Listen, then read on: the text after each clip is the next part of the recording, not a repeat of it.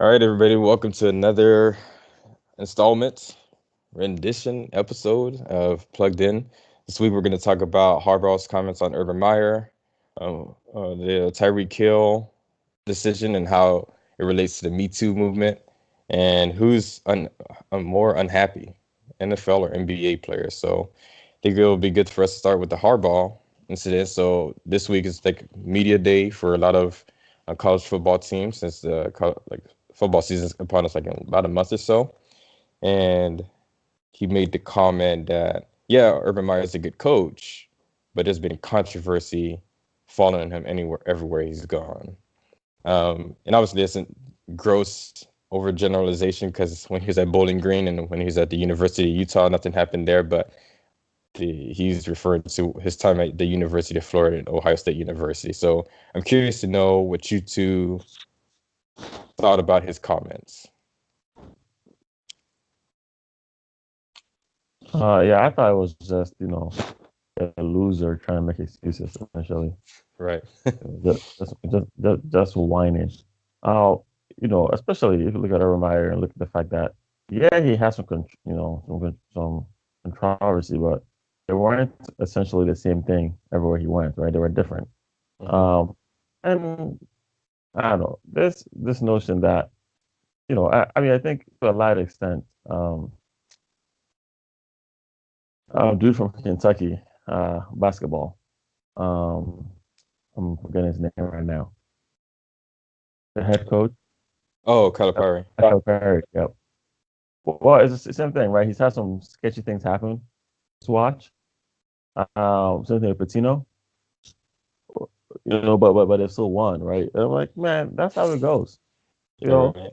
sometimes you have to operate in the system with the way it's designed. But if you want to win, there's some things that might happen. Of course, not illegal things. But certain things. And hey, if it's about winning, it's about winning. So to me, this, and again, it's not like if you look at Urban Meyer's, you know, controversies, it's not like this dude was out here, you know, acting criminally or encouraging his players to act criminally or taking, light stances on very serious matters, right? So I think trying to like create this cloud over him, I thought it was just Jim Harbaugh trying to deflect from himself, essentially. I can see that. Yeah, for sure.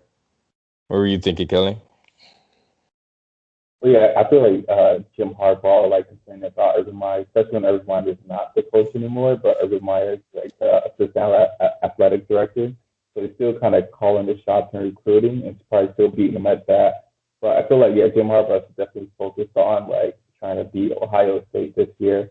Now that Urban Meyer is not going to be on the field rather than actually just coming out here and dissing them. But I do feel like controversy is kind of the way you handle it. You have to handle it for the media because you're going to get chewed out for anything that happened. I guess Urban Meyer probably hasn't done, I guess, the best. Some people will like disagree with his methods, but he has been proven winner. And so that's why people keep calling him. Like if he wanted to coach another team right now, a bunch of schools would still call him because they want to win. And in college football, it's all about recruiting. If he was in the NFL, like those probably wouldn't be able to be overlooked. But just because he's in a place where recruiting is like the top priority, and when he came into the team, like his team became like the top three recruiting team in the country. Like they are going to still value and prioritize that. And I think it's on everybody personal has their own personal level of how much controversy they're willing to allow in order for their team to be happy with their team winning. But most people allow it as long as their team are winning. But it's I guess it's a personal preference. For sure, yeah. So I'm curious. I mean, with you two, say you have an organization. Let's say you're on the board of directors of a company, and then you're gonna bring in a CEO, but he's been shady. I don't know. Yeah, I don't even know if you want to say shady because I don't know if Urban Meyer is shady as much as like he just maybe turns a blind eye towards certain matters because he knows they get the job done when the time counts. outside off of the field, he doesn't care so much, but on the field, that's all he cares about. I don't want to say all he cares about, but I mean, maybe you could make an argument for both. But if you say that you're on the board of directors and then you bring in a CEO who's won, quote unquote, at other places, but there may be controversy in his or her wake after they leave, do you bring them on? I think it depends on what uh, the controversy is. Because if it's if it's kind of like Steve Jobs, right, who was obviously brilliant, but not the best in terms of personality wise, and people that he worked with usually felt unduly burdened by him. All right, that's one thing to look at, right? But then if it's a CEO who, because I think culture is very important. So if it's a CEO who's coming in and yeah, they might have achieved success, but the culture is awful. He creates a terrible work culture. Um, he allows inappropriate behavior to take place. Because he might be like, oh, we're only trying to sell, we're only trying to make money, so we're gonna allow a whole slew of inappropriate behavior in the office. I think that stuff is crazy because it just leads to short-term success. Kind of like football, right? Football, it works for that kind of thing because it's very short-term. The kids come in for good. The best players are definitely 2 years and they're out. And every year there's a new crop of kids. So you can kind of get away with it. But in a the larger corporate sense, it could be damaging a company's brand. And also, I think, again, it depends on what it is, right? Because with our, because I think with football, and college athletics in the first place, that a lot of times we judge these kids very harshly, um, because they're in the public eye. So things that other kids will do that essentially will just kind of come and go. With athletes, we kind of just put it out there for the world to see, and we throw a huge light on it. And a lot of times we demonize them. So my question is, again, how bad? What was the controversy surrounding what he did? Because again, I think I wouldn't call him amoral. Um, Maybe he didn't punish some kid the way they thought he should be punished. He should punish them, but yeah. So I think it's a crazy one because yeah, you can't just allow anyone to come in and ruin culture because in the long term that could hurt you. In the short term, yeah, you might have your show some good earnings, but in the long term that could damage. Well, yeah. I guess it's kind of hard to like compare, right? Because I mean, you look at USC, they had like the glory or the golden years with Reggie Bush and all those crew, but like because of the controversy surrounding that, now they vacated one of the championships. The Heisman is taken away, and USC has been a shell of itself since, right? I mean, they've had a year or two of when they were relevant, or not. I mean, they're relevant every year, right? But they had a year or two where they were good, but for the most part, that Reggie Bush era has like scarred them for a long time, and it probably will go on for a long time. But okay, cool. That's weird. That's Wait, go ahead. so what happened with Reggie Bush? He was taking money, and they knew about Oh, it. Pretty much helped set it up, the usual. Yeah. so essentially because he was earning money for the things he was doing, they decided to kind of. Well, and that's what I'm saying, right? Like, so, like, what is the controversy? Because if it's something like that, then the question is, should that even be a bad thing, right? Well, that's the Like, thing about that. A bad thing is because one, you can get suspended, and so you can't play, which would cost like your team not to be able to make a lot of money on certain things of that nature, and you not being able to compete for a title. So USC is probably making a lot less money now because of the controversy than they would have been making if they get into those things. So that's the thing where I feel like even with a CEO, it's about money because if you bring in a controversial CEO and it hurts your brand, then like your shareholders can sue you. Like that was them. You made us lost money. Our company's worth less now. We're going to sue you. So that can cause all those legal things. And kind of same thing with USC. It's just like now their ticket sales have went down. All these things have hurt them. They're making a lot less money now, and so now people are pissed about it, about like the Reggie Bush thing. Yeah, a whole bunch of other things have been uh, found out to be doing those things as well. Uh, Money and players are making money, but it's all about like the effect. If this thing hurts you, then it will keep it going. If it doesn't hurt you, doesn't hurt your plan that much, then it was just like, oh, just something minor. But it's all about, I guess, the effect that it will have on your brand. So that's always something you need to look at. Like, what is going to be the consequences of me bringing on this controversial person? Am I going to get suspended? Are we going to get titles taken away? Are we going to get not be able to compete for a national championship? Which means that you're not going to get the best recruits now. Which means not a lot of people are going to focus with you. You're not going to get big television deals, and so it's just like a change of events that can happen in the uh, college football. So it's kind of about that, I would say. For sure. So I was thinking, if you all remember, with BYU, they had like the one championship they won back in, or for football or referencing. So when they won back in '84, but they haven't really been a powerhouse at any point. But then after Lavelle Edwards, so the coach who won the championship and like the longest tenured coach, I believe, at BYU retired, then they brought in a guy named Gary Croton.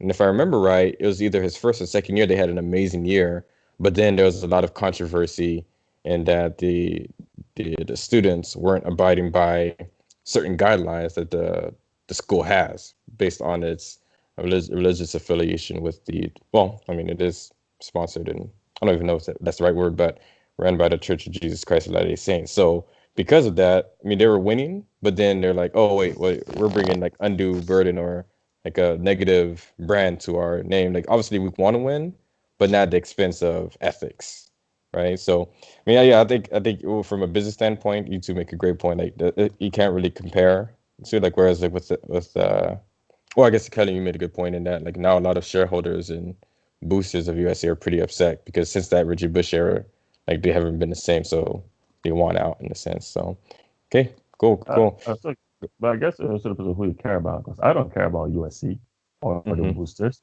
Mm-hmm. Like this money doesn't help any students. It's just like it makes it so some dude at a freaking NCAA office can make a bunch of money and USC coaches can make a bunch of money and they can build better buildings to like and then Reggie Bush who was running all those yards or whatever. Yeah, was he a running back? I don't know. Yeah, he was running Yeah, back. Yeah, you got it. yeah. Um, like he has to get paid under the table for all his efforts. Yeah, right. So it's like because again, I don't remember what Urban Meyer did, but because June, because it just depends. Because if students are out here, you know, I think the things that you shouldn't turn a blind eye on are, if it's like sexual assault or anything of that nature, like violence or like this kid is actually a bad person out here doing really bad things, and you don't bring any light to that, that's bad. But if it's made up NCAA rules or just he's just being like kid his age, doing things kids his age do, but the media likes to pretend like they're all angels and throw a negative spotlight at it. And then in that case, maybe bad is good. Mm-hmm. And allowing that kind of behavior is actually the better thing. That's to stand in the face of the hypocrisy that we're all kind of participating in. Yeah, that's a good point. Yeah. Yeah, I think that would be a good topic to discuss at a later point. The athletes, college athletes should be paid, but that's a whole different. That's like opening Pandora's box. So, but yeah, okay, that's good. Anything else you two want to discuss about this Harbaugh? I guess my final point before you two jump in. Yeah, I just think that Harbaugh is trying to distract. I guess Donald was hinting at this, but he's just trying to distract from the fact that they haven't been able to beat OSU, and that was like one of the primary reasons that he was brought in. And like a lot of this is squad the thing. Like a lot of the players who are being recruited between Ohio State and Michigan, they don't ever remember Michigan beating Ohio State, except for that one year when Ohio State like fired their coach. And then there's like a lot of controversy around that. But other than that, like they've always known Ohio State to own um, uh, Michigan, right? So it's like it's not really a rivalry. I mean, it's something. It's still a rivalry if you're getting spanked every single year.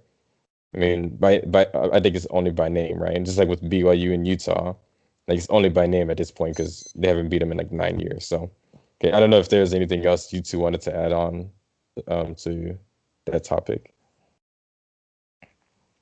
I think that's good. Okay, great. So another topic I wanted to discuss with the NFL and NBA players. So it seems like there's always something going on where I think we can all agree that NBA has the most drama of any sports, especially like in the offseason. Like during the season, not so much, but in the offseason, like we're hearing all these stories with KD and why he chose the Brooklyn Nets over any other team, and or why he left. Was it Golden State? And Kyrie trying to find himself. Well, both of them really, right? And then there's like all these, and then Adam Silver, the NBA commissioner, mentioned that he believes that a lot of the athletes aren't happy, and it's because they're on social media and they care too much about what other people think. And then there's the NFL where there's always players like holding out for more money, and and then they just think, oh man, if only I had picked up basketball or. But well, I guess my point is these guys are making millions of dollars, but yet they're still unhappy, right? Okay, I guess with that, before we dive too deep into that topic, I guess who do you think is more unhappy, if that makes sense, like between NBA and NFL players? I mean, I would think actually, I actually don't know, to be honest. They're complaining about different things. I I would think, yeah, I actually don't know. I think they're both equally unhappy, which I think is surprising. But I would say, yeah, definitely NFL players are more unhappy. Players are more figuring out that money isn't happiness, and since they have made more money, they're trying to start to figure that out and really trying to find themselves. But NFL players are definitely more unhappy. Yeah. Also thinking like just imagine being an NBA player though. Like if a lot, especially if you're like someone's KD size, all your life you've been like the tallest person in your not all your life, but a lot of your adolescence and your adult life, you've been like the tallest person in the room. So you can't really hide. You can't really like blend in, right? So there's that. So I think you just like being looked at as this person that's like kind of like this freak or something. And then like there was NFL players, you can like blend it. Like for the average person, they won't know who Tom Brady is, right? Like, he could just like blend into more like the more I guess prominent people are like Odell Beckham because of his hair, and he's like in rappers, music videos, like pop stars, like he's like hanging out with them. But like Tom Brady, Aaron Rodgers, like a lot of these people, they could just move in and out of a room like nobody's business. But with basketball players, if you're like well, see, yeah, 6'6" and up, initially people start thinking, man, you're an athlete, and then you're getting grief about that, and then there's only like the top, maybe like two or three players on every team that's really getting big money. The rest of them aren't getting paid that much. So I would argue. uh, Go ahead. wait, but in relation to, In relation to, oh yeah, in relation to us, right? But the thing is, we have to think about like whether to support their lifestyle, to support their lifestyle, which would include their family, and then they have to pay agents, things of that sort. So I mean, obviously, we could say like, oh man, yeah, this person's making $10 million, but like, does how far does $10 million go for an NBA athlete, especially if you're a star, quote unquote? I mean, there's some who aren't stars and they're making like 10 mil a year. With me, well, so like, just like if you say like gross, yeah, I make 150 or 200K a year. That sounds like a lot. But then, what profession are you in? Okay, are you a doctor? Are you a lawyer? Okay, it's like, well, with that, a lot of times you feel like you have to keep up a certain lifestyle. Not all of them do, but a lot of them feel like they have to. Okay, I have to live in this neighborhood. I have to have this house. I have to put my kids in this school, right? So, yeah, when you say in relation, is that what you meant, Donald? yeah, but yeah, I mean, we can talk more about it in detail because I've got a point about that. But so if you're done, I can talk about Yeah, yeah, it. yeah. Go for it. Yeah. No, because I think that like that's a very important like point, right? That we make all the time, like that. Yeah, in relation, but I think the in relation matters because yeah, if you even if you make if you're an the average I think the mean salary in the United States or the average is like 48, 49,000 or something like that, Hmm. right? if you make, I think 70 or 80,000 or something like that, you're like in the 10% of American income, Mm-hmm. like of income earners. That is Mm-hmm. kind of crazy to think about. Like this is like that's like 10%. And America as a whole is like if you live in America alone, you're like in the 1% or something ridiculous of like the wealthiest people in the world. Mm-hmm. Just being an average American.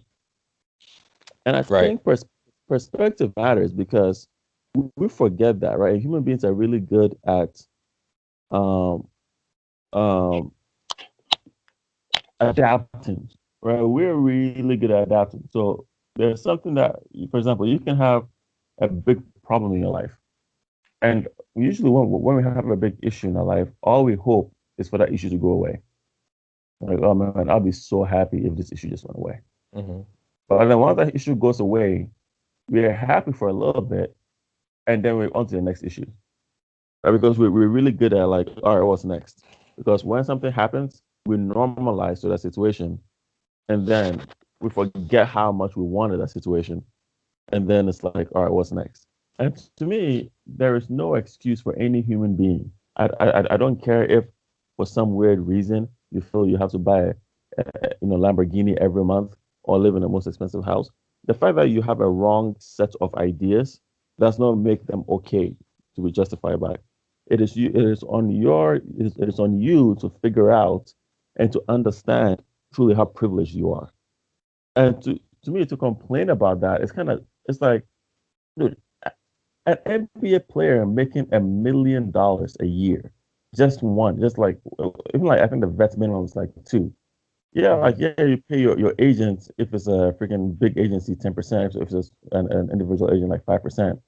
Um, yeah, you're paying that, but man, you don't have to go live in the best neighborhood. Like, especially if you're again the kind of NBA player that's making $1 million, most people don't know who you are in the first place. Um, so really impressed. Like again, in yeah, if we look at this in perspective, you are still one of the richest people in the world. Uh, you live in the same country that people who make 40,000, 50,000, 60,000. Some people make 30 or 20 live. Mm-hmm. Um, and yeah, you might again have accustomed yourself to a certain lifestyle. But I don't think we can encourage that kind of thinking. That like, yes, it's okay to feel bad about yourself because of whatever unnecessary burden you put on yourself. Like you shouldn't be like to me, I'll be honest, it's just whining. People are just whining. Right. They're just so used to being like um coddled. They're used to being praised. They're used to being um elevated. That's like, oh, this sucks. I'm only making 5 million. And then we're also really good at like just looking at the next person and comparing to Mm-hmm. them. Like Todd Gurley, I think came out recently and complained about the fact that some NBA players, who are unknown will make more money than him. Oh yeah, Who because he said played in this? the NBA. I think it was Todd Gurley. Yeah, it was Oh, Todd. right. Mm-hmm. And it's like, yeah, because they play in the NBA, which is a more, I don't care what anybody says, the NBA is a high skill sport, Yeah. right? So because of, and it's played by only a few people. I think a Mm-hmm. team has what, 12 people on their, uh, like, Team. yeah, for a whole team compared to the NFL, right? Like it's a small number of people, so yeah, the money will go more ways. It's just what it is. Mm-hmm. The NBA has a much stronger players, like the players union. It's much stronger, and they can maneuver more salaries. Your players union sucks. So if you want more money, fix it. Mm-hmm. Mm-hmm. Like if you don't fix it, then just deal with it. But Mm-hmm. don't like come and try and like look at someone else's pockets just because they're making their bread and be like, oh, why is this random? Why is Danny Green making 15 million a year? Yeah, that's kind of crazy. Well, it's because he plays in the NFL, in the NBA, and the Lakers have a cap and they had money to give, so they gave it to him. Maybe you should have played basketball. If not, Right. get your players' union to change the rules. But even then, like I was never a big fan of like Adam Silver coming and say, oh, our players are unhappy. Like, well, yeah, then they should just stop whining. Like, dude, you're again, you play a sport that only what, like a small percentage of the world can play. Like, you are in a highly vaulted position. It comes with scrutiny. It's part of the job. A lot of people's job comes with a lot of scrutiny, but they're not making millions out of it. Right? Like it's like your job doesn't suck. Having to talk to the media inherently is not a sucky thing. Like it's just perspective. There are people who risk their lives every day just so they can eat, and you are mad because the media asked you if you were what you're planning to do over the off season. Like, come on, man. Yeah, Nah, right. I, I, I mean, I can't get with that. I can't get with you being mad because you got busted with a burner account. You know that like, every time someone says something on Twitter, you have to respond and be all high and bothered about it. Well, dude, Like, like these, I think we have to remember too. Like a lot of these athletes, they're normal people, right? It's not like they're like practicing all day, every day, right? It's like practice is what, like 2 or 3 hours, maybe 4 hours a day, and so you still have a lot of time on your hands. And with KD, what I'm noticing with a lot of these athletes who usually get in spats on social media is they're single. They don't have anything else to attend to. I mean, like some of them, like Baker Mayfield, the football player, he's married. I mean, but he still gets into it. But that's like something that fuels him. But it's like if you're like single and then you only practice like a few hours a day, you still have a lot of stuff to do like during the day. It's like so it's like especially in our age group, and it's crazy to think yeah we're in the same age group as some of these top athletes. Then they're just like looking at social media, right? Some of them they just know okay don't respond to it, don't respond to it. And others they do like LeBron. Like I'm sure he gets like hecklers all the time, but you'll never see him respond to anybody, right? He's like pretty much has somebody in his ear talking to him and say like, "Hey," or maybe he just like listens to his inner circle. Whereas KD, I don't know if his inner circle are just a bunch of yes men, or he just does whatever he wants. Probably a little bit of both. He just finds the need to respond to, and it just makes him look bad, right? But going back to your point though, Donald, I remember what Steph Curry said once when they asked him about how much money he's making less than others, and then he said that his dad taught him if I'm like to never count another man's money, right? And then to like and if he's complaining about how much he's making, which at the time he was going to be making 44 million over 4 years, then he said he has other issues in his life if he's complaining about that. So it's just a matter of just being grateful for what you have, whether you're making millions of dollars or tens of thousands of dollars, you can make the most of it. And yeah, it's just how far you're because there's people who still live in paycheck, making millions of dollars, and then there's people who are school teachers who are thriving financially just because they're yeah, grateful and they know how to use their money. But I'm curious to know what your thoughts. I mean, if you had any further thoughts on that, Kelly. I feel like them NBA players are different. The thing about them is that they were taught what happiness is, and that's not actually what happiness is. And so I feel like they have a valid point because you're taught that all right, when I start making all this money, like I'm going to be happy, I'm going to have all these problems are going to be resolved and everything. And when they get into the business, one they realize that the money is not as much as they thought it was because after taxes hit Yeah, it's a complete right. like your money goes like, and that's the correct thing. One thing is that one, if you make $100 million, you get $100 million contract. You're probably only going to get like 38 to 40 million of that money. That's But people are crazy. you're $100 million man, and that could be in a tough position when people think you're $100 million man and you're only making $38 million. And so people expect and have taught you need to live this lifestyle. You need a big house now. You need all these Hmm. and then you see all this money going out constantly, and you get yourself in this position where you have to constantly live this life in order. And it's a good life, or it could be a good life, I guess, to them, but they don't kind of see it that way. And so I feel like they have been taught, like, all right, you need to go clubbing, you need to have sex with all these women, you need to do all these things. But nowadays, like you have Andrew Wiggins who signed like $150 million contract. And so like they live their dreams out very early on. Like Hmm. within like 3 years, you're gonna get a max extension now in NBA, which is crazy, which is like not what it used to be. Like NFL, like they hold on to you for like 4 to 5 years before they try to give you a max extension. Like NBA, now you're getting like signing like almost $200 million contracts 3 years into the league. Like Ben Simmons has only played 2 seasons and he just signed a $170 million contract. That's And crazy. so Yeah. all this money is coming to you really fast. People are telling you like, oh, you need to date these celebrities, you need to do all these things. And I feel like a lot of players, they're not complaining. They're just realizing like, well, this stuff is not really makes me happy. Like I don't feel complete. Like Kyrie Irving won a championship, and all he wanted to do was call Kobe Bryant right after. Like, He wanted to do what? Call Kobe Bryant. That's what he did after he won the championship. Oh yeah. Kobe Bryant and was asking him about advice on why he was happy that he just won the championship. And so I feel like a lot of people have told him like, this is gonna make you happy. Like even they're saying to players, sacrifice millions, but once you win a championship, you're gonna be so much more happier. You're gonna be loved. Like Katie, they told him like, oh, he's gonna love Golden State, the way Steph is. People were always telling him that, and they realized like, I'm not happy. They didn't make me happy. And so I feel like people have told him like, this is what's supposed to make you happy, but it hasn't made them happy. And so I don't feel, and so for the NBA players, I don't feel like any of them are complaining about the money. The money is not what's not making them happy. Like, you're right. I'll have shown them like, well, they told me this will make me happy, and it hasn't. Why am I not happy? And that's a lot of people who are even depressed. Like they trying to figure out like, why am I not happy? Like I should have a good life. And a lot of superstars like commit suicide constantly. So I feel like they just been, especially when you're young, you're Black, you're from the ghetto. Like those are what the things you grew up telling you like, we're gonna make you happy. Right. And then you grow up and you have all these things and they came to you so fast that now you're just like, well, it hasn't made me happy. And where do we go from here?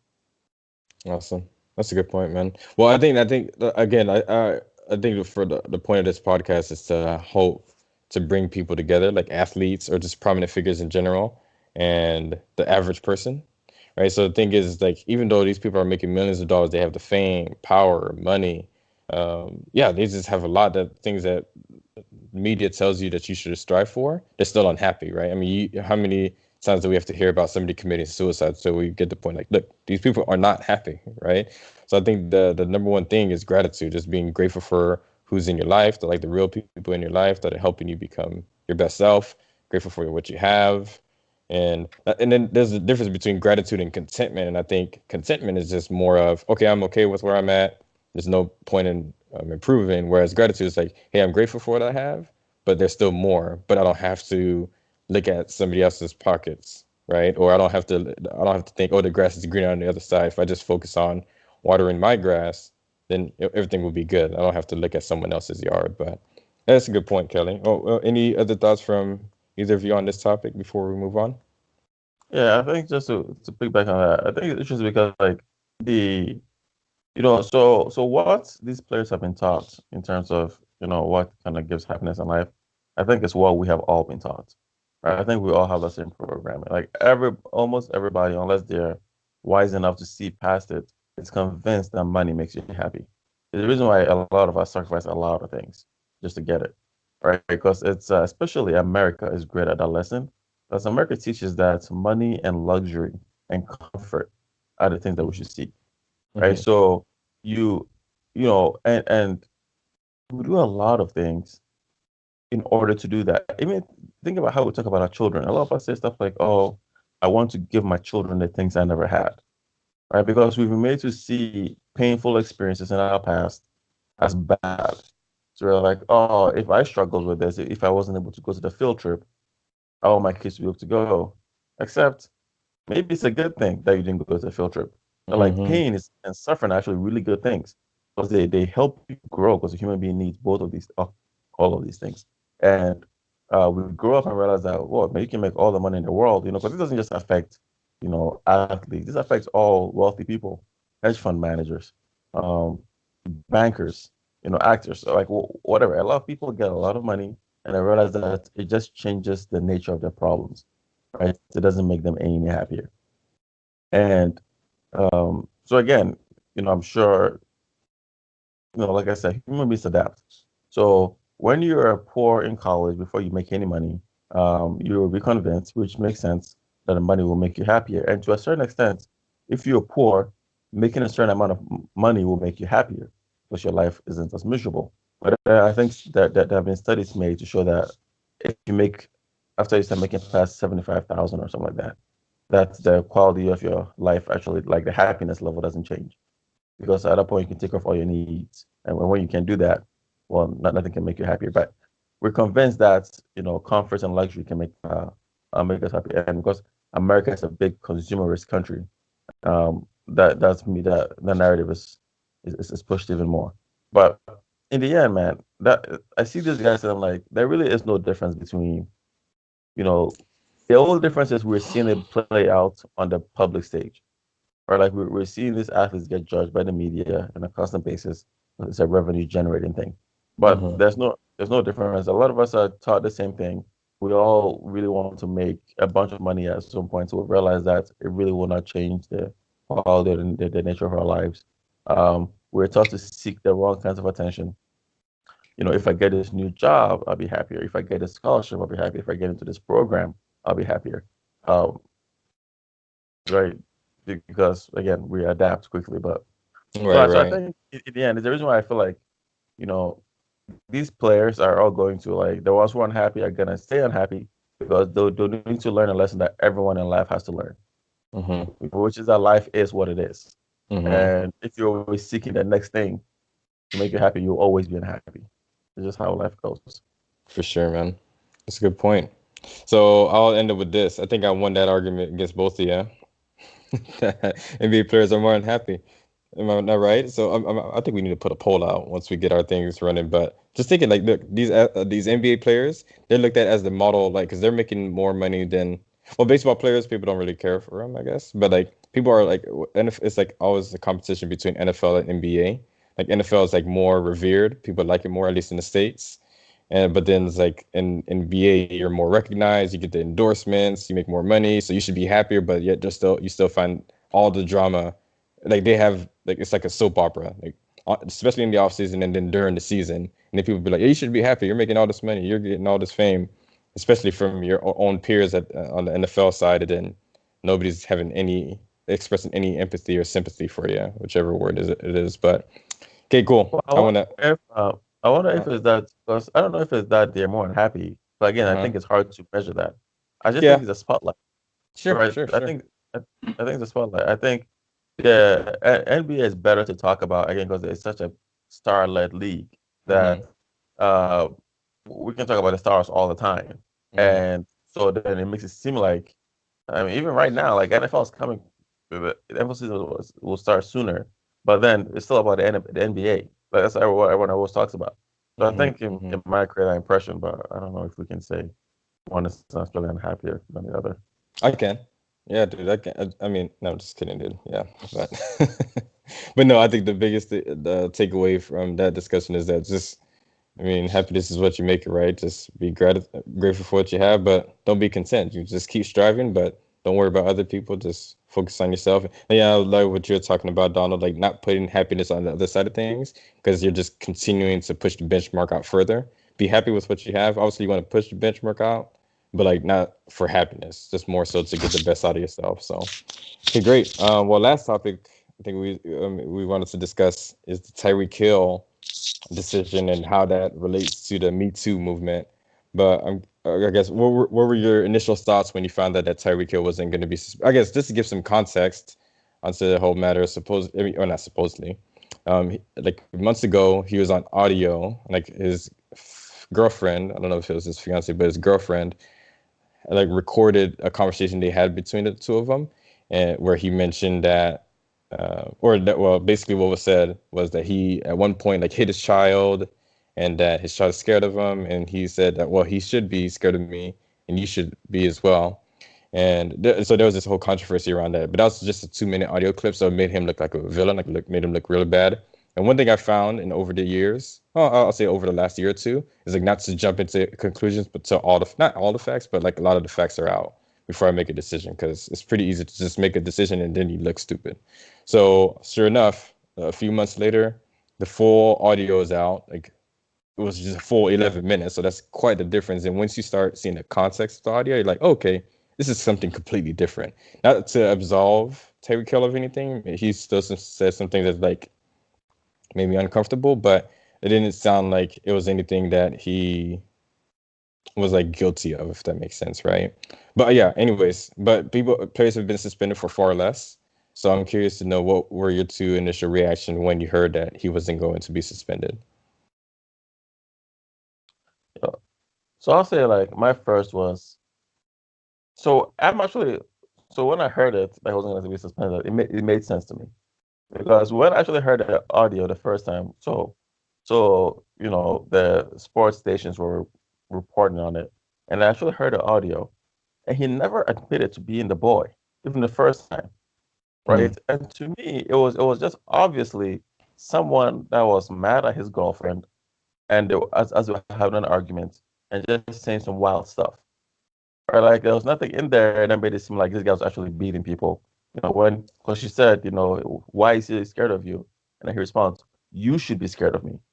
That like he that again, it sounds wild, but when you're arguing with somebody, things are said, right? And I heard that the first time I thought this was just a classic media being the media. I said like the media doesn't care about the truth, they care about the story. And it was a great way to have another NFL abusive player story. And that was that. Right. It was just about the media fanning the flames. And I'm glad that the truth came out and he can do his thing because to me that was what all that was about. To me it was very obvious right from the beginning that he was being, painted in this light when it wasn't obvious, even from the audio, that he was that kind of guy. And I think this also paints a picture at our larger society in general. Is how quickly that we're also, again, hypocritical. That like people hear that and they pretend like in arguments with loved ones, people don't say things that are just wouldn't want people in public to hear. Right? We all like I would say maybe we all, but a lot of people do that. It's a normal thing. But then when we hear somebody else do it and it's brought uh, and it's highlighted, then we want to pretend like, oh, that is so crazy. I'll give you a great example, and I think I'm the only one that thinks this. Do you remember when Hulk Hogan was arguing with his daughter, and she recorded it, and he said something about how he didn't want her to like be messing with any N words? Oh, right. I remember that. Yeah. Yeah, and then like people made a big deal about it on the radio, and I always felt weird about it because just like again, I felt weird about the whole that Donald guy with the Sterling. clip. Yeah, because Uh-huh. the idea that when people are having private conversations, that you want to record it and expose them, when our private conversation is never the same as our public conversation. Most And that definitely. if I am mad at you and I want to hurt your feelings, I might say certain things to hurt your feelings, but then for you to then record that and then try and paint me publicly as this kind of person, I think it's ridiculous unless we all record all our private conversations and we can all hear what everybody says in the privacy of their own home, right? That's a good Because, point. and to me, that was like the greatest thing I got from this. That was a private conversation with someone with and his fiance or whatever. He was upset. He said some things that in public he definitely wouldn't say. But then everyone wants to like take a look at that, forget about their own lives, and pretend like he's the worst person. Yeah. That's a good point. Yeah, I have to do some reflection on that one. Because sometimes I'll say something to my oldest daughter, and I was like, man, this was in the public setting, that would not look good. So, Yeah. yeah, so no, that's a good point. That's a really good point. Okay. What were your thoughts, Kelly, with the initial, or I guess your initial reaction, just anything? Well, I was surprised because one, like you said, the NFL has suspended people for far less, but very Mhm. less evidence. Like that's the thing Mhm. about NFL is that they don't really need that much evidence. It's kind of like, well, whatever hurts our brand, whatever hurts the business. If this doesn't look good or it doesn't sound good, then we will suspend you for it. Pretty much how the agreement is in the NFL compared to other leagues. So I was surprised that he wasn't suspended for it, just because of that. As far as that, I think it was crazy the conversation. One, it's just like these people are recording you. One, they're recording you for a purpose. Either one, that they feel that you're this person that they're trying to portray you at, or they're trying to portray you that way to get some type of gain, which I really didn't understand. That's the thing I really didn't understand their situation. Like this is like the person he lives with, mother of his son, and like somebody you're supposed to be somebody you're with, and then you're recording him and releasing this thing. Like, what is your hopes? What is your hopes in gain? So I don't know. I won't want to comment and say like, well, she probably didn't feel threatened, or maybe she did feel threatened. So I feel like in certain cultures, like certain people might feel threatened by it, and certain people might not feel threatened by certain things. Right, So right. I don't know if she herself like felt threatened by the things in his behavior, and she really wanted to show people like, oh, this guy is really threatening me. Because she did call the cops on him before, but like he never got arrested or anything. Mm-hmm. But so I don't fully, like you said, we don't know the full story of everything that happened. Like, why are they recording him in purpose in the first place? Yeah, even the Hulk Hogan, like, you want your dad to be known as a racist. Right, right, right, right. Is that Yeah. like your whole goal, or you really were mad at him because like he wouldn't let you date a black guy or whatever? So like, I never really get these conversations with people. Uh, even with uh, Russell from the now with the Golden State Warriors, like recording Nick Young. It's just like I don't get like why they're recording these people, these private conversations that people are having with, but they're doing it to they want to show something, they want to prove something. So I don't think I was really mad at the media for jumping on him because like this is the person you live with is trying to expose you for this, and so Mm-hmm. like you really be mad at the media. The person right next to you, the one you trust the most, the one you're having the most intimate conversation, is the one trying to expose you. Like you really can't blame the media for that one. So that's the thing. I wouldn't blame the media for that one because like she had a goal. All those people had a goal. Whether it was just to get back to him, from all right, you said some things to hurt my feelings. This one I'm gonna do to hurt your feelings. Like Mm-hmm. these people that were recording them, even with on certain things, they had a goal. There was something they wanted to do, and they wanted to hurt him, and that's what I feel like they did. And so, yeah, I don't feel like it was like the media's fault or people jump into reaction. It was just like if that's not what really happened, then it's that person who recorded it fault. Right, right. Yeah, I mean, I think we can all agree that the biggest loser in this is the kids, right? Because Hmm. you're just thinking like either way, it's like it's making your parents look bad, and you're being brought into the limelight to an extent, and it's like now people are gonna tell you how you should feel as you mature, and this is tough. So I feel for the kids more than anything. And I was just thinking with the media, the Kansas City, I'm not sure which news station it was, they should be held in contempt for what they did because all they did they manipulated because it sounds like they had the full audio file, but didn't release it until later. So they manipulated it in a way to make him look like a bad guy. So to Donald's point that they don't care to be right as much as just they want leads. Because the thing is, obviously, a lot of people are going to be clicking on this, whether you're into the NFL or not. You just want to see it. You want to hear what's going on because obviously there's a vendetta against the NFL right now with concussions and supposedly women beaters and stuff. So if it I guess adds to it, then what was that? I said if it's the narrative, they put it out Exactly. Thank you. Yeah, yeah. If it fits the narrative, then people are gonna be like, "Oh yeah, let me click on this so I can go and show how woke I." I don't know. I don't know if the woke is the right word, but yeah, I was just thinking like, man, we're just keep on adding fuel to the fire when Trump mentioned that there's fake news out there. And that's totally fake news because if you don't have the full context, now you're making these early judgments. I mean, there's the Jussie Smollett thing, and there's so many things, man. There's so many things that's like fake news. I mean, there was this one girl, like maybe a month ago, if that, who accused Trump of raping her. And then like when she was brought on Anderson Cooper, did she's like, "Oh yeah, I never met the guy. He's a nice guy." I'm like, dude, like not too long ago you were saying he raped you, and like now you're recanting that story. So it's like I think the biggest thing for me, biggest takeaway for me is one to just give yourself some time before making a final decision or making a final judgment on something because the facts haven't been laid out yet. So I give myself weeks unless I've done enough research where I feel like I can make a judgment. But even then, I'll make it public, right? But in that audio, I don't know if you two caught it, but he also mentioned, hey, well, hey, how about when you lied to the police and said that I choked you and I punched you and everything, and then she wouldn't really answer it. So if you all haven't heard the audio, go listen to it. I mean, there's probably some expletives in there, so maybe you don't need to. Maybe you could read the transcript, but she wouldn't even answer that question. So it sounds like he was arrested for something he didn't even do, right? So he ended up going to jail, and like there was this narrative that he like choked his girlfriend, punched her in the stomach, and then he ended up getting kicked out from school, had to go to a lower tier school. He's like a fifth or sixth round pick, which basically you're making pennies. So his career was almost derailed because this girl lied. So now, again, I don't know if it was true or not, but she didn't debunk that, and she knew she was being recorded, so she could have said, no, no, no. He didn't know he was being recorded. So the fact that she didn't even say it knows that it just shows to me that she did lie. And I'm just thinking about a few years ago when Brian Banks, there's this linebacker from way back in the day, he was sent to jail because his girl lied and said that he raped her, and then he was exonerated years later, and then the Atlanta Falcons give him a shot.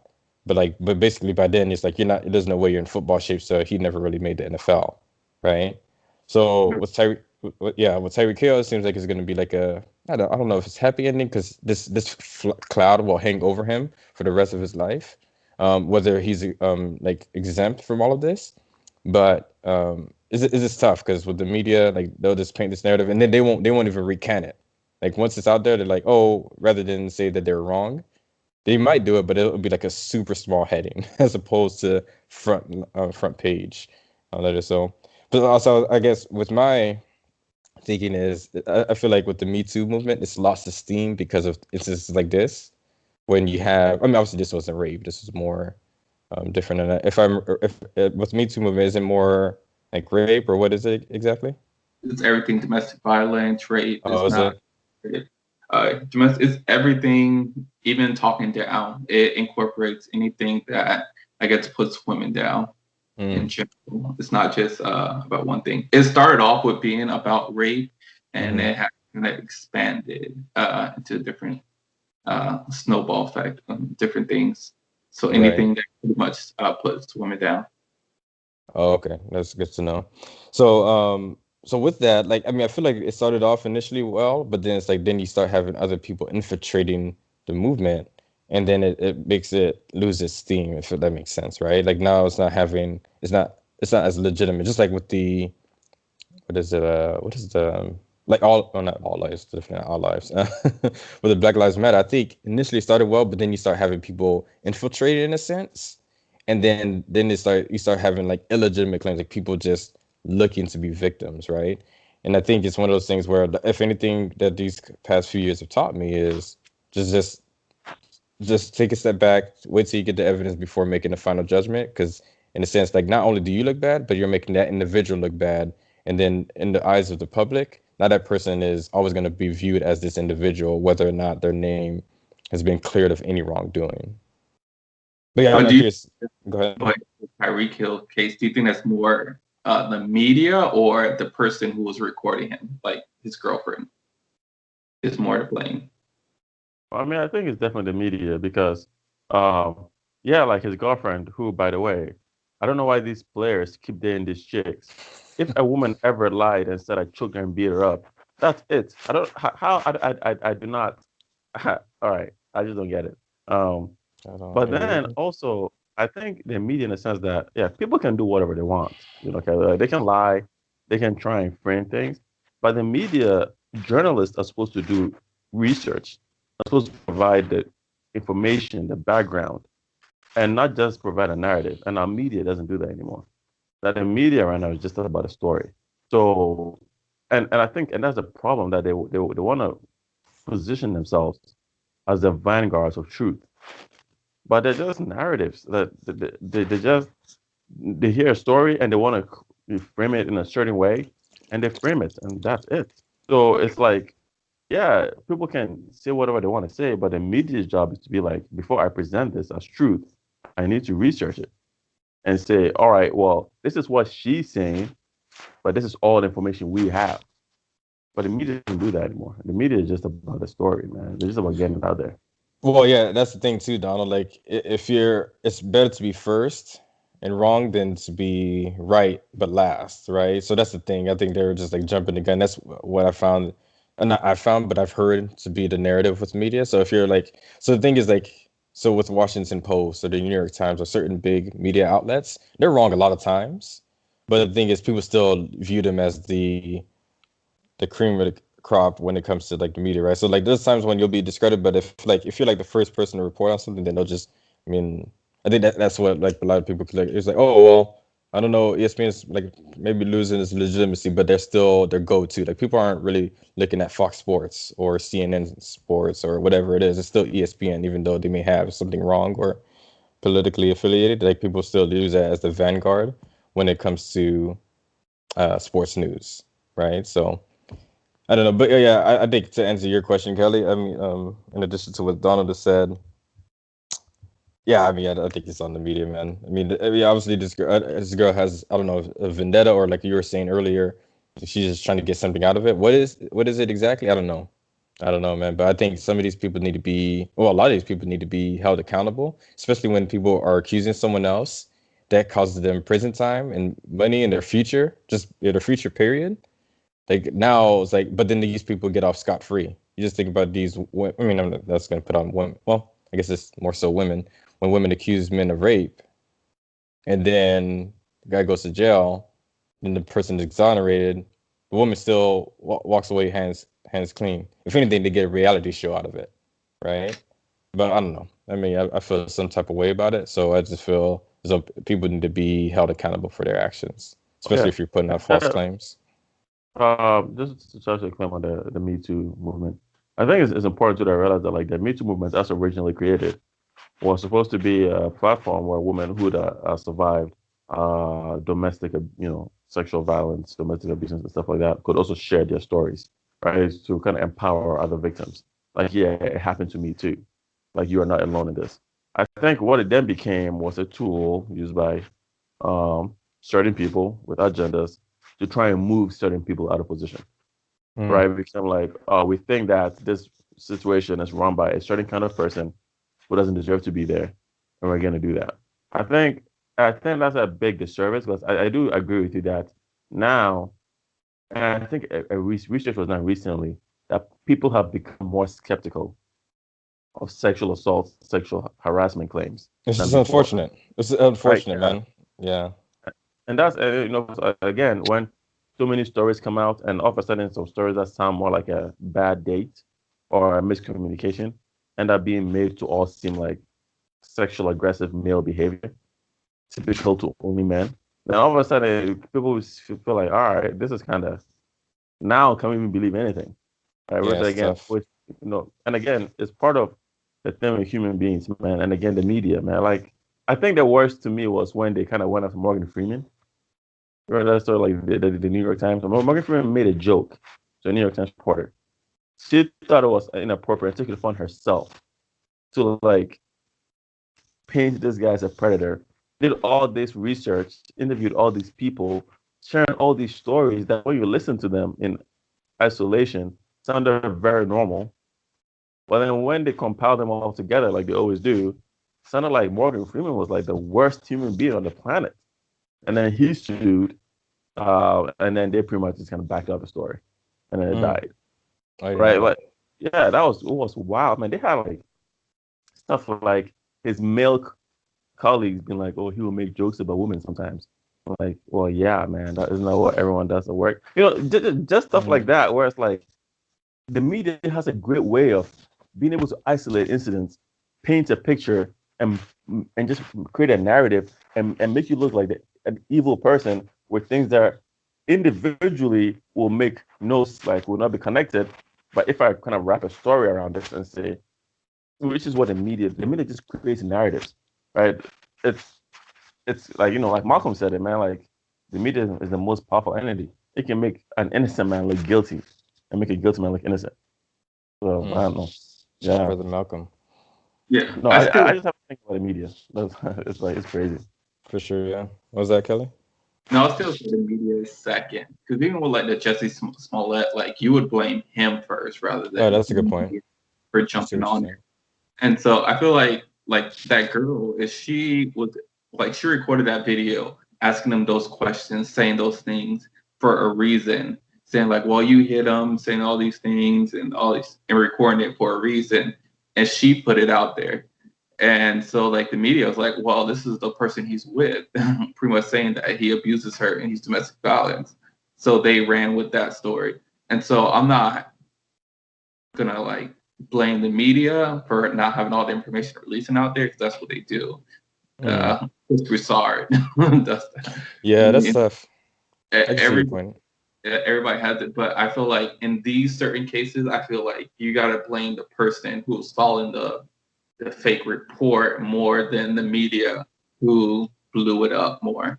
Just in my opinion, just like Donna was saying, he doesn't know why a man, after a woman like lied to him, almost got him arrested for abuse when he didn't do it, would stay with a woman like that. But he did. He made those decisions. He took that risk, and he's still with her. Like, Right. Well, dude, I It's mean, crazy. if you two remember Reuben Foster, the same thing was happening with him, the linebacker. Like he got in run-ins with the law like 3 different times with the same girl, and then he like finally like dropped her off. Like I'm like they just like cut her off, and I'm like, dude, like fool me once, shame on me. But it's like after that, like you're supposed to know, like okay, you're done, you're moving on. He didn't even have any kids with her. Like Tyreek Hill, I can sort of see where he's coming from because I don't know how many kids he has with her. I know he has 5 in total, but I'm just not sure how many he has with her. But it's tough, like because maybe there's like still love there, and they're trying to make it work. This is like the person who's like on the verge of getting divorced, but they're still living in the past. But the first thing is like things aren't getting any better. If anything, it's getting worse. So I think that's where I can see like where Tyreek is trying to make it work because of the kids and there's something You there know, in the past. And but yeah, I get what you're saying, Donald. Go and I for it. also wonder if like these people are, mimicking the patterns they see at home with their mothers, right? Because sometimes, like, it might be crazy for us to imagine being with a woman like that. But if you come from a home where your mom is emotionally volatile and she does wild things, and this might seem normal. Like, she got mad, so she acted out. Right. So I wonder if that's the case because a lot of times like that's what we do, right? We kind of mimic, we're used to the way our parents act. We kind of mimic the things that they do. So I wonder if that's kind of the Tyreek Hill that's and because I remember I was watching this that thing where the high school kids pick their sport. Like also they pick the team they're gonna play in. finding Uh, yeah, and this kid picked I don't remember what it was, like Alabama or something, and his mom literally just walked off the table because oh yeah, I guess he picked the school she didn't want. I thought it was the most ridiculous thing in the world. Um, because first of all, you didn't play the sport I did, but again, if your mom acts like that in a public sphere like that, I mean, there are a lot of things you're gonna like accept, as normal. So sometimes I do wonder if it might seem crazy to us, but maybe his mom is super volatile. So then when his fiance lies and says he beat her, it's just running the mill. Oh, she just got mad, And I just that's something I think is very interesting. How we kind of sometimes repeat the patterns of our parents. Oh, yeah, that's true. That's true. I mean, yeah, that's another thing too, right? Let's say that's why you when you have kids, you have a family of your own, you want to make sure that what your marriage or your relationship is just patterns for what you hope like happens in their life. Like, would I feel comfortable yelling or hitting my wife if I knew that was going to be the same that was going to happen to my daughters, right? So it's like I try to treat my wife in a way where it's like, hey, this is how you should be treated. The way I'm treating your mom, this is how you should be treated. Because I was thinking like, growing up in the hood, I'll just see like these beautiful women get with like these less than ideal guys, right? Just guys that are just like treat them every which way, like beat them, tear them down. And then they'll just keep going back to them. I'm like, wait, what are you doing? Like you deserve so much more, right? And then you come to find out, it's like, oh well, that was their home situation. Like the mom was like dating all these different guys, and they didn't probably know who their father was, and this is like a never ending pattern, right? So yeah, that's a good point, Donald. But yeah, well, I think that was it. I mean, we're over an hour now. I think we had some good topics. Any like as last thoughts as far as like this past week that we wanted to discuss, or any parting words for our audience? Well, also, speaking about privacy, last week with the little face app making people look old, we gave a lot of it away. So privacy is definitely something that's going to be a big topic in the future. It seems like everybody wants privacy, but it seems like everybody's giving it away free will constantly. So that's something that we definitely could talk about later down the road. Yeah, can you speak on that real quick, like super brief synopsis? Because I saw something about that. I'm like, what does it matter if you're just doing like the face app thing, right? I didn't end up doing it, but I mean, I saw like it was like, Yeah, yeah. so the company that made the face app thing is based out of Russia, and with the face Oh, app, like a lot of different apps, you give them access to a lot of different things. So they got access to every single photo you ever taken, oh uh, wow. access to your Facebook and your Snapchat and everything pretty much on your phone and everything you do. So you give them all that access to your phone. This when you sign up for the app, and so they're just like, well, that information could be used for a lot of different ways, a lot of different ways. Uh, And so a lot of people gave it up just to see a picture that will look probably not fully how they will in 4 years. And so it's just like with a click of a button, people just give out all this information. hmm. And so that was like the controversy of just like, oh, if like it became a thing so fast, people were jumping on it, and then come to find out like even less than 24 hours, like, oh well, this company's based out of Russia, and when you that agreement, you gave them access to all these different things, and it's just like, oh well. And so yeah, and so now they know like what stores you go to, they know pretty much everything about you, all that information. That information Wow. is already like Facebook already does this. Facebook does the same thing, Instagram does the same thing. There's a reason why when you walk into a store, you then start seeing ads for that store and on your Facebook and different things of that nature. Like all these apps do it, but it's just like, all right, trust with that information. Mm, Uh, and that's crazy. so, yeah, this company that we don't even know now has all that information as well. Oh, that's good to know. I'll definitely not do that app then. Okay, any parting words for the crew, Donald? No, I think, yeah, just to jump off what Kelly said, I thought that was interesting with the whole thing with the face apps. That like, just kind of the fact that we're such a trendy society now that like when if something trends, everyone just jumps on it, and then we can get exposed like this. That's crazy, man. Well, if nothing else, yeah, I guess the biggest thing I was gonna draw home is or drive home as we end is yeah, just be grateful for what you have, grateful for the people that you have in your life. Don't be content, right? Don't be comfortable with where you're at, but to be always strive for better, but don't look at it in a way that you're trying to you're comparing uh, money or like your haves and your have-nots with someone else's. So, okay, well, if nothing else, I appreciate you all getting up and I mean with us and everybody who listened to this show, this edition of Plugged In, and we'll do it again next week. Y'all have a good one. All right, Later. yes.